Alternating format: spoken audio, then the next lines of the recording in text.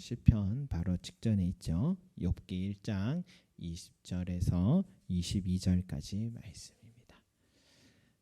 우리 찾으신 분들은 또 마저 찾아보시고요. 우리 한 목소리로 함께 올려드려 보겠습니다. 시작.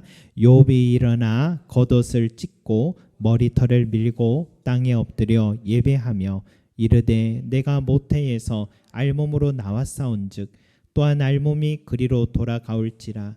주시니도 여호와시요 거두시니도 여호와시오니 여호와의 이름이 찬송을 받으실지니이다 하고 이 모든 일에 욥이 범죄하지 아니하고 하나님을 향하여 원망하지 아니하니라. 아멘.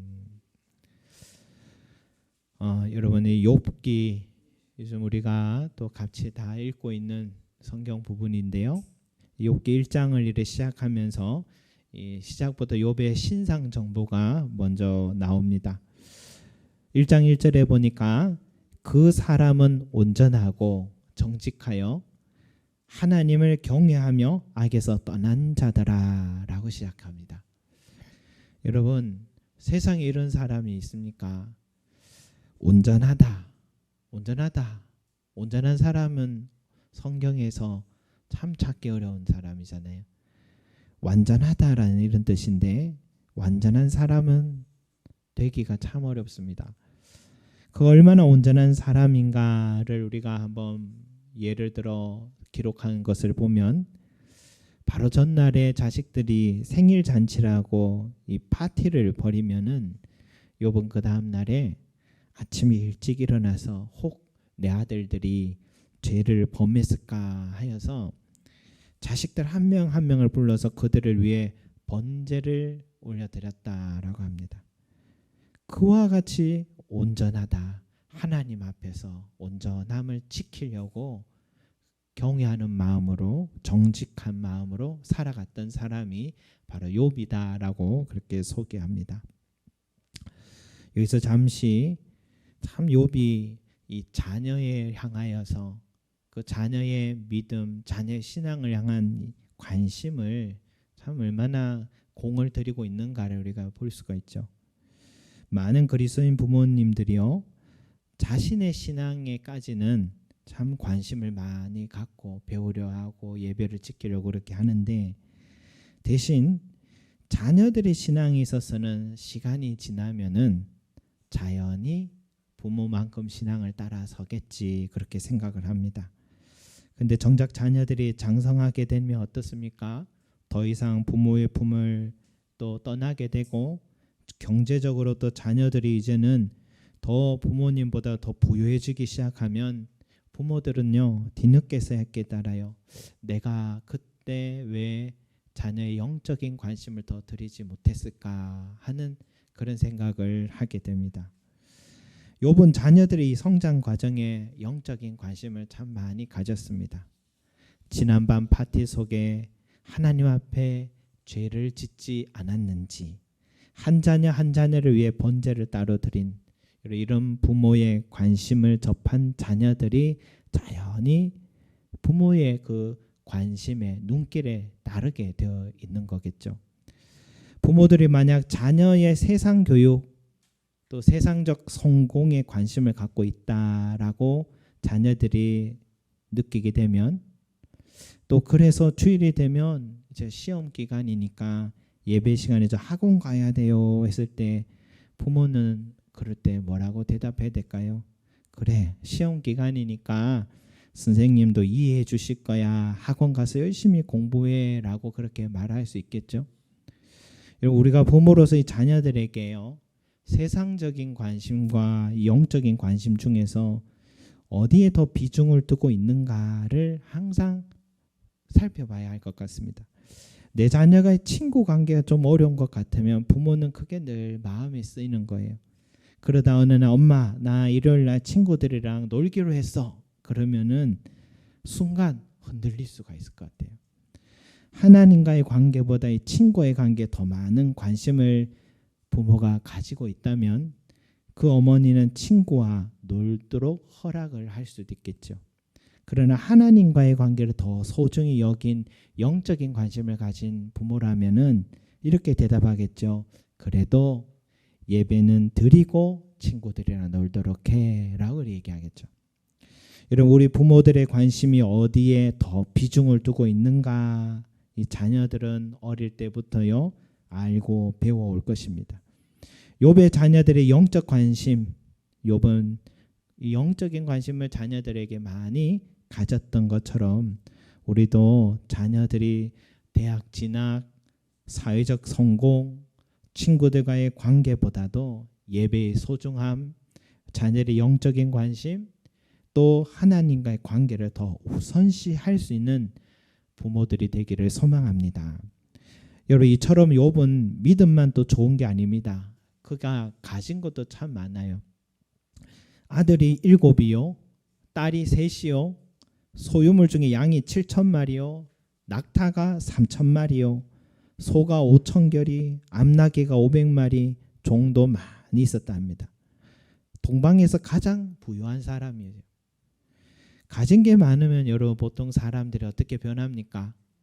교만해지고 하나님을 향한 신앙은 떨어지기 시작하는 거죠. 일반적으로 그렇습니다. 예수님도 같은 얘기 하셨어요. 재물이 있는 자는 하나님 나라에 들어가기가 얼마나 어려운지, 낙타가 바늘기로 들어가는 것이 부자가 하나님 나라에 들어가는 것보다 쉬우니라 라고 그렇게 말했을 정도로 이 부자가 하나님 나라 들어가기 어렵다는 말입니다. 가진 재물이 하나님이라고 생각하는 부자들이 많기 때문에 이런 얘기하셨겠죠. 하지만 여러분, 욥과 같은 부자는 예외입니다.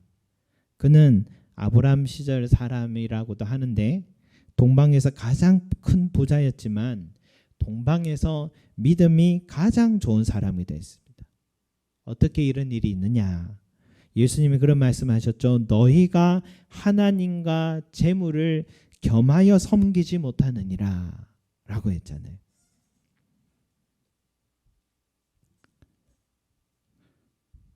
근데 욥은 겸하여 섬긴 것 같아요. 그죠? 그러면 예수님 말씀이 틀린 걸까? 겸하여 섬길 수 있다는 걸까? 아닙니다, 여러분. 욥은 겸하여 섬기지 않았던 사람이다. 그는 가진 재물과 소유들보다도 하나님을 더 사랑했고 더 경배했던 것입니다. 우선시했던 사람이죠. 어떻게 알 수 있느냐? 그가 모든 것을 잃었을 때에, 고난이 찾아왔을 때에 그의 모습을 보면 알 수 있습니다. 우리 20절 다시 한번 읽겠습니다. 시작. 욥이 일어나 겉옷을 찢고 머리털을 밀고 땅에 엎드려 예배하며 라고 했습니다. 여러분, 초반부터 그 신실한 욥에게요 극심한 고난이 찾아왔어요. 하루아침에 자식을 모두 잃었습니다. 가진 재물을 모조리 잃었습니다. 그의 아내가 욥에게 하나님을 저주하고 죽으라고 했을 정도입니다. 그런데 그때 욥이 한 행위는 뭘까요? 하나님을 원망하고 저주하는 게 아니라 오히려 엎드려 예배하며 찬송했다라고 합니다. 제가 또 이렇게 고백해요. 제가 알몸으로 세상에 왔으니 알몸으로 돌아가는 게 맞습니다. 이 모든 걸 주신 이도 여호와시요 거두신 이도 여호와시니 여호와의 이름이 찬송을 받으실지니이다 라고 그렇게 고백했어요. 그가 가장 힘든 때도 엎드려 예배 드린 것을 우선으로 드렸다. 여러분, 그의 고백 속에 자신이 가졌던 모든 재물이 하나님의 것이었음을 고백하고 있습니다. 그러니까 그는 하나님과 재물을 겸하여 섬기지 않았다는 걸 알 수 있습니다. 그는 재물을 섬긴 게 아니라 하나님을 섬겼고, 재물은 하나님께서 내게 주신, 맡기신 도구일 뿐이다 라고 생각한 것이 고난 속에서 욥의 믿음을 보면 알 수가 있습니다. 성도 여러분, 욥과 같이 우선순위가 우리의 삶에서는 어디에 있는가를 항상 돌아봐야 될 줄 믿습니다. 각 사람들마다요 하나님보다 더 소중히 여기는 것이 있습니다. 없다 하면은 거짓말일 것 같아요. 더 소중히 여기는 것들이 있어요. 무엇으로 알 수 있느냐? 예배를 보면 알 수가 있어요. 예배의 시간에 내가 어디 있는가를 돌아보면 알 수가 있어요. 욥은 감당할 수 없는 고난으로 극심한 스트레스로 소망이 잃었을 때, 자식의 문제와 경제적인 문제가 엄습했을 때, 자신의 건강에 빨간 신호가 켜졌을 때 그가 가장 우선을 여겼던 것은 뭐냐? 엎드려 예배드림이었어요. 하지만 오늘날 그리스도인들은요, 예배를 너무나 가볍게 생각합니다. 예배보다 더 소중히 여기는 것들이 있다라는 거예요. 하나님보다 더 섬기고 있는 것이 있다, 이런 뜻입니다. 욥과 같이 온전한 예배자가 되기를 소망합니다. 기쁠 때도 예배드리고요, 슬플 때도 예배드려야 합니다. 그게 온전함입니다. 예배의 자리를 가볍게 여기면 안 됩니다. 한두 번 예배에 빠진다고 구원받는데 아무 지장이 없습니다. 그렇지만 한편으로는 하나님보다 더 우선시하는 게 내 안에 있다는 걸 반증해 주는 것이기도 합니다. 욥은 누구보다 많은 것을 가진 사람이었지만요, 예배를 우선으로 드렸어요. 갖고 있는 그 모든 세상의 재물보다도 하나님을 더 의지한 사람이었습니다. 심지어 엄청난 고난 중에도 그는 예배를 드렸다라는 사실도 기억해야 합니다. 인간은 고난이 찾아오면요, 예배, 감사, 찬송받을 원망, 불평, 특히 예배의 자리를 멀리하는 습성이 있습니다. 이스라엘 백성들이요, 10가지 재앙으로 바로의 권세를 꺾으시고 홍해를 가르시며 그들을 하나님이 건져주셨다면서 해주셨다면, 그 정도 하나님이 놀라운 은혜와 기적 보여주시면 적어도 사람이라면 이제 하나님 향한 믿음, 신뢰, 감사의 마음이 그들 평생 잊지 않고 간직해야 되잖아요. 그런데 열흘도 안 돼서, 열흘이 뭡니까? 3일밖에 안 됐는데 벌써부터 마실 물이 없다, 먹을 것이 없다, 왜 우리를 애굽에서 건져냈느냐, 하나님 원망하고 모세를 향해 불평을 한 거예요. 여러분, 이것이 인간의 모습입니다. 지난날 나에게 주신 하나님의 은혜가 얼마나 많았는데 잠시 어려움이 찾아오면 조금만 내 뜻대로 되지 않으면 금세 언제 그랬나는 듯 시험 들고 원망하고 남 탓하는 습성이 우리 인간에게 있다는 것이죠. 사흘 만에 은혜를 잊어버린 이스라엘 백성과 우리는요, 다르지 않다 생각합니다. 우리도 동일한 인간이기 때문이죠. 저는 그래서요, 주일 후에 이 3일 밤 수요 예배, 또 수요 예배 후에 3일 지난 금요 기도회, 금요 기도회 끝난 3일 후에 주일 예배, 이 경건의 훈련이라 생각하는데, 우리 인간의 본성을 봐서는 이 3일씩이 참 의미가 있다는 생각이 들어요. 왜냐? 작심삼일이니까. 우린 작심삼일이에요. 우리의 믿음은 한 3일 정도 효력이 있는 것 같아요. 그래서 주일에도 주중 예배와 집회를 통해서도 다시 이 시간을 통해서 우리가 리마인드하고 영적 재충전하는 시간이 꼭 필요한 것 같아요. 왜? 우리는 현실을 살면서 고난과 어려움이 찾아오면 금방 하나님 원망하고 하나님 떠나는 습성이 있기 때문이라는 것이죠. 성도 여러분, 원망과 불평, 불신이 아니라 욥과 같이요, 감사와 찬송과 예배의 자리를 소중히 여기시는 자들이 되길 소망합니다. 비가 오나 눈이 오나 예배의 자리를 지키시기 바랍니다. 지난주에 오늘은 비가 와서 대박이가 못 오겠다, 그렇게 기도회 때 제가 그 생각을 했는데 당당하게 대박이가 들어오더라고요. 그래서 갈 때는 제가 태워다 드려야겠다, 그렇게 생각을 했었습니다. 오늘은 이 사람과 사람의 관계의 어려움으로 예배드리기 힘들겠다 싶어도요, 그 힘든 중에 있는 성도를 아는데 그분이 예배 자리에 올라오는 모습을 보면 얼마나 그게 귀한 믿음인가 하는 생각이 들어요. 현실의 고난이 찾아오면 제일 하기 싫은 게, 제일 드리기 싫은 게 예배입니다. 그 중심에는 하나님을 향한 원망이 있기 때문이에요. 왜 하나님 계시면 저에게 이런 시련 주십니까? 왜 내가 예수 믿으려고 교회 갔는데 이런 대접 받아야 합니까?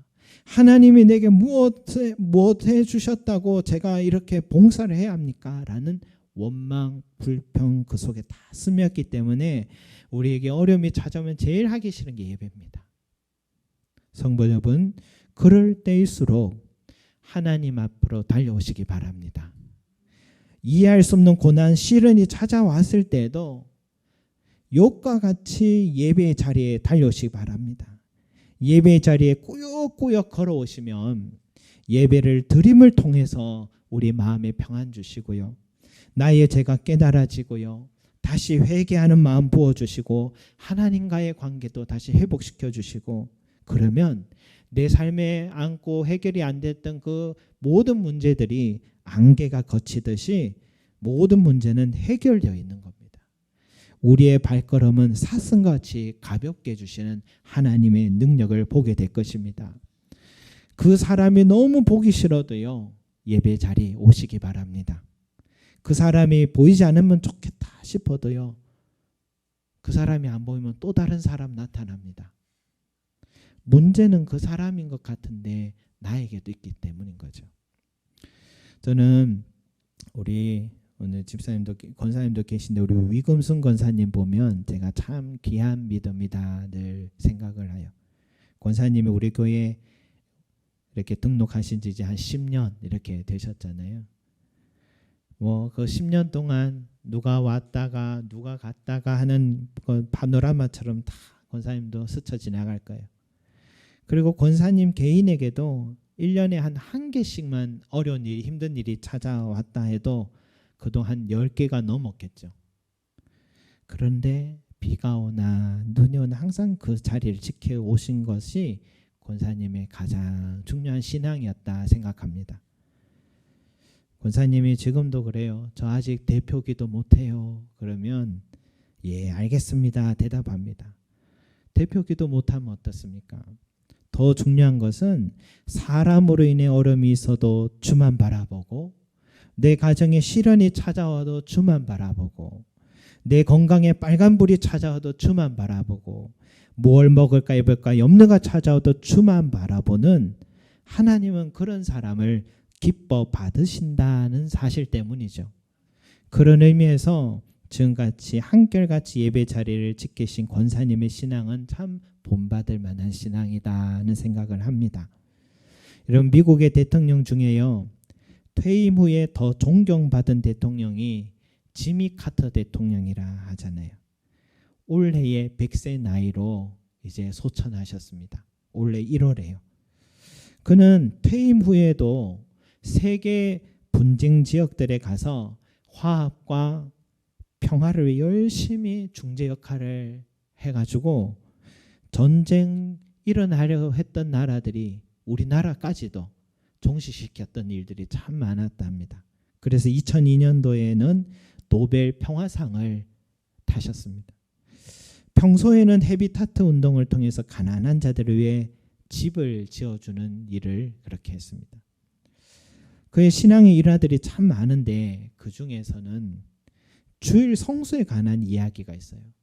지금 우리나라도 대통령 지금 선거 유세 차량이 요 며칠 전부터 열심히 바쁘게 움직이고 있는데, 이 하루하루가 지금 얼마나 소중한 날들입니까? 이 선거 유세 날이. 미국은 땅이 더 커서요, 하루하루 시간과 체력이 더 모자랐을 겁니다.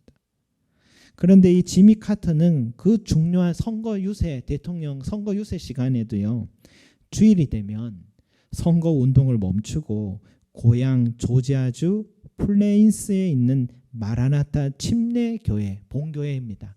침례교회까지 갔답니다. 이유는 지난 23년 동안 지켜온 주일학교 교사직을 감당하기 위해서. 주일이면 어김없이 본교회로 가서 예배 드리고 한 20여 명 되는 자신의 반 주일학교의 교사직을 감당했다는 거예요. 맡은 반 학생은 한 20여 명인데 기자들이 한 70명이 왔다는 거예요. 그 기자들 향해서 카터는 이렇게 얘기했대요. 오늘은 여러분들이 이 교회에 나오셨지만 다음 주부터는 자기네 교회를 가서 예배 드리십시오라고 했답니다. 대통령 퇴임 후에도 그는 세계 어디에 있든지 주일이 되면 가능한 고향 교회로 돌아와 주일학교 교사로 성경을 가르쳤고, 넘어져서 엉덩이뼈가 다쳤을 때도 회복이 덜 됐는데도 교회에 와서 교사로 가르쳤고, 간과 뇌까지 암이 다 퍼졌다는 진단이 났을 때도 그는 교사의 사명을 감당하고, 사랑하는 손자가 교통사고로 주님 품에 안겨서 장례를 치른 그 후에도 그 힘든 몸과 마음을 이끌고 또 교회로 와 주일학교 교사직 감당하는 그 뉴스를 보게 됐습니다. 얼마나 예배를 소중히 여기고 본교의 교사직으로 성경 가르치는 봉사직이 소중히 여겼는지를 알 수가 있습니다. 사랑하는 성도 여러분, 욥은 극심한 고난이 그를 덮쳐서 조금만 잘못 생각하면 하나님 원망하고 범죄하고 손가락질하고 하나님 모른다고 그렇게 했을 수 있는데도 그는 하나님께 엎드려 예배를 드렸다. 하루아침에 전 재산 날아가고 하루아침에 모든 자식 죽고 하루아침에 건강 잃고 하루아침에 친구들이 등을 돌렸는데 무엇보다 하나님이 자신을 버린 것 같아 그 절망스러운 순간에도 그는 하나님께 엎드려 예배 드렸다. 여러분, 역사상 욥보다 더 큰 고난을 겪은 사람이 어디 있겠습니까? 욥의 신앙을 우리도 본받기를 소망합니다. 어떻게 내가 이런 일이 내게 생길 수가 있습니까? 내가 하나님께 얼마나 봉사하고 정직하고 온전한 믿음으로 이렇게 신앙생활을 잘해왔는데 이런 시련과 고난 허락하시는 것입니까? 하고 원망할 만한 때에도 주신 것도 여호와시요 거두신 것도 여호와십니다 라면서 하나님을 찬송하고 엎드려 예배를 드린 이 욥의 신앙이 저와 여러분의 신앙 되기를 소망합니다. 그런데요, 1장은 이렇게 참 마음 아픈 고난 중에 또 고난의 이야기를 시작하지만 그 가운데서 예배드렸던 이 욥에게 욥기 이 마지막 장에 가면은 하나님께서 욥에게 모든 그 잃었던 것을 다시 2배로 갚아주시고 회복시켜 주시면서 욥기는 끝이 납니다. 여러분, 욥같이 끝까지 어떤 순간에도 온전한 마음으로 이 하나님 향해서 예배와 신뢰를 드리는 저와 여러분 되시기를 소망합니다. 기도드리겠습니다. 사랑과 은혜가 풍성하신 아버지 하나님, 우리도 욥의 신앙 본받기를 소망합니다. 자식을 다 잃었습니다. 까닭 없이 전 재산을 다 날렸습니다. 까닭 없이 친구들이 그렇게 찾아오더니 자신을 향하여 저주하는 말을 하거나 등을 돌렸습니다. 하나님이 보이지 않습니다. 어떻게 살아야 될지 눈앞이 캄캄했습니다. 그럼에도 불구하고 욥은 엎드려서 예배를 드렸습니다. 주여, 우리도 욥의 신앙 본받게 해주십시오.